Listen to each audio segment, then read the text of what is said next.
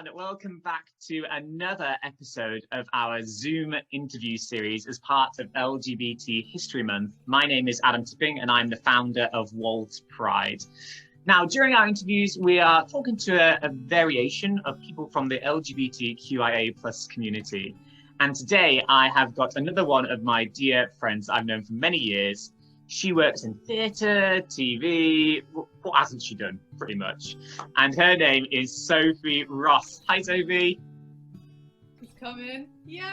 Yay, we're here. Hi, my love. How you doing? I'm good. How are you? Yeah, not too bad, thank you. Thank you for coming on. Of course. Really. So, can you just briefly introduce yourself to those watching today? Of course. So, my name is Sophie, as Adam said.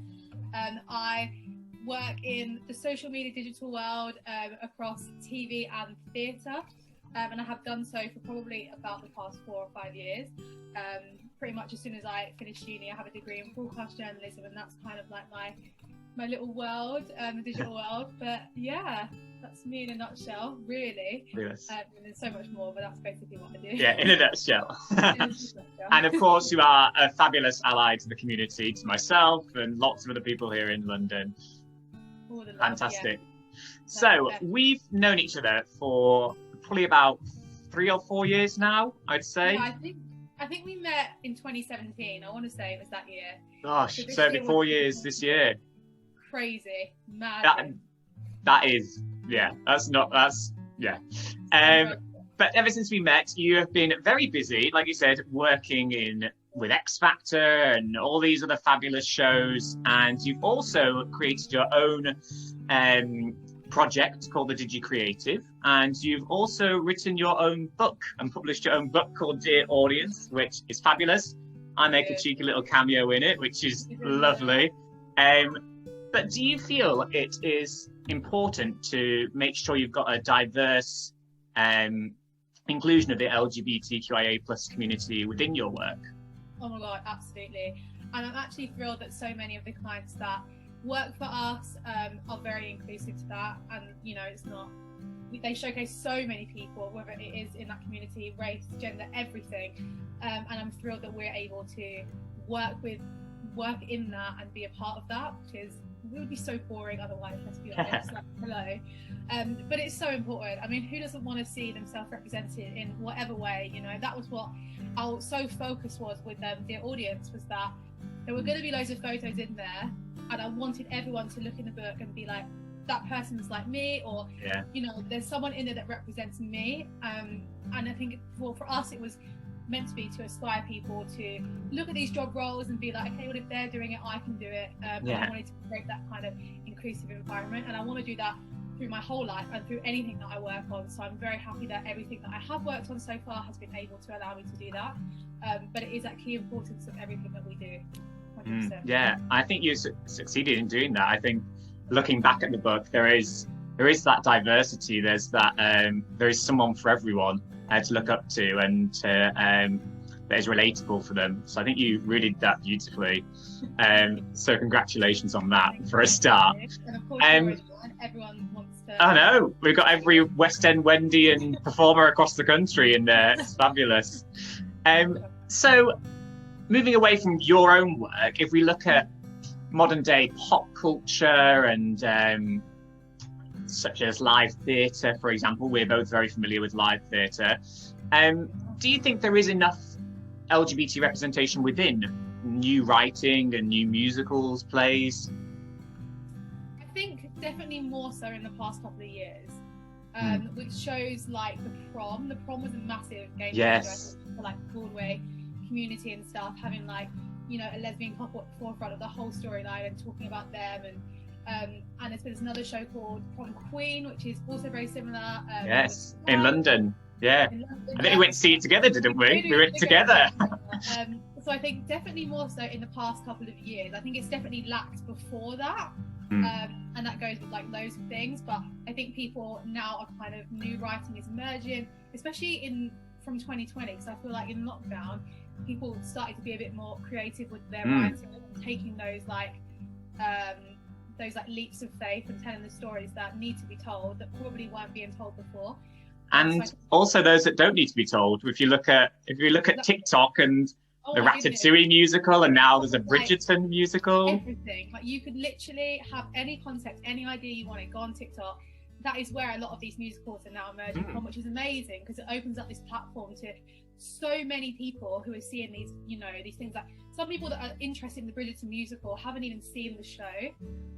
So it's opening them up to a whole new, like, theme and everything. So if people can do that on TikTok, it's actually amazing what people can achieve. So I think that's actually a great platform for new writing at the moment, especially. But yeah, I think definitely in the past couple of years we've seen it a lot more.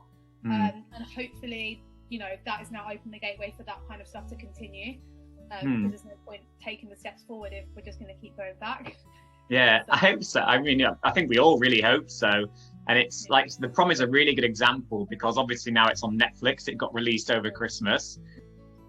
So it's reaching that wide audience. And I think throughout theatrical history, there has been obviously shows that highlight the community, like Bear, the pop opera, and Priscilla, Queen of the Desert. Even going back to things like Rent, like Rent. Rent is one of the most iconic LGBT shows. Yeah, absolutely. Yeah, absolutely. So yes, like you said, there's new stuff emerging, not just in theatre. It's on TV, within the Queen Egg advert recently, within movies, reality TV. We've got music, everything. But naturally, there's always going to be some backlash, not just to sexuality, but gender, race, whatever. Do you think we're going to reach a point in the future where that isn't going to, seeing things like same-sex couples or LGBT storylines, it's not going to be shocking to people? It's going to just be the norm. I mean, I live in hope, so let's be honest. I think it, you know, for the most part stems from children learning things from a young age, and just like having it be the normal from the get-go. And I think a lot of like parents and stuff now, because like we're the generation that are becoming like parents, I think that we are like teaching children a lot more about that now, and like schools and things are like slowly changing to include a lot of that stuff. So here's hoping that this whole new generation is coming to this world and, like, you know, couldn't care less if someone's blue, pink, green, you know, anything. Like, everyone is just a human being at the end of the day. And I think we are seeing that like a hell of a lot more now. So fingers crossed that is the way that it continues. I mean, you're always going to get backlash. There's always going to be, you know, those stubborn people who are just so set in their ways. But hopefully the people that are not like that will completely outshine people that are. Because, you know, what is the point in being mad at these things? You know what I mean? If it was them, if they were in that situation, you know, they would want people to accept them and include them. So it frustrates me that they do it. You know what I mean? That's a really interesting way of looking at it. I think most people, look at it just being angry at them, and but it's interesting to think if they were in our shoes, how would they feel? And I think personally, I just think it's down to that lack of education and exposure. And I think it's like, even like my school life, like we didn't really learn about anything that much, really. Like, you know, the community that wasn't really spoken about. You know, obviously people like knew, but it wasn't like a thing. Like, it wasn't talked about. Wasn't talked about at all. The education wasn't there properly. We didn't know about it. Was like gay, straight, you know what I mean? Like, there wasn't everything else that comes with the community under the umbrella. That needs to be like honed in at a young age, because like no one gets taught about all that, you know what I mean? It's just that, and that's when topics come later on, because then when the trans community and everything, you know, is out there, then people are like, oh, this isn't normal, this isn't that, and that's because they haven't been like really educated about it before, and then they now have got to the point where they don't want to educate themselves because they've just told themselves this is how they feel, and they just kind of shut off from learning everything. So I think that's a really valid point you made there. I think because we're not taught from a young age, like you said, it's very basic stuff. If we have been taught, it was gay, lesbian, straight, but like you said, there wasn't really discussion of being non-binary, gender fluid, the trans community, pansexual, all these things that come under that acronym. And like you said, people think it's these new things that they don't understand, but really, if you look back at history, it's prevalent. They've always been there, these people. Want to be called this, want to be called that, but really it's always been there. But it's just now that it's being a bit more vocalized, but it's always been there, but we just never learned about it before. So that really does change.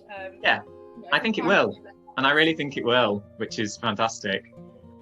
So our last question for you today, we've asked everyone so far in the series this. We want to know, when do you, Sophie Ross, feel you're most free and confident and fabulous? When do I feel my most fabulous? Oh, have I gone off the screen? No. No, yeah. We've still got you. When do I feel most free? Probably when I'm with a good bunch of friends. Because, you know, friends are what bring out the best in you, I think. Something like that. But really when I just, you know, I've been doing this stuff, like obviously with lockdowns and all the stuff that's been happening, I've been trying to do this like one thing a day that just makes me feel myself and free and stuff. And I feel like when I'm just like in my room putting on some music that like I maybe haven't heard, like yesterday I was like, I'm gonna put some Justin Timberlake on. I haven't listened to his music in forever. Classic. I was like, you know, let's just put it on, have this little dance party, and I feel like I can just be myself and just, you know, do whatever. So a combination of that freeness, but also being with friends and being surrounded with people who, you know, are just like so themselves that it allows me to be myself, you know.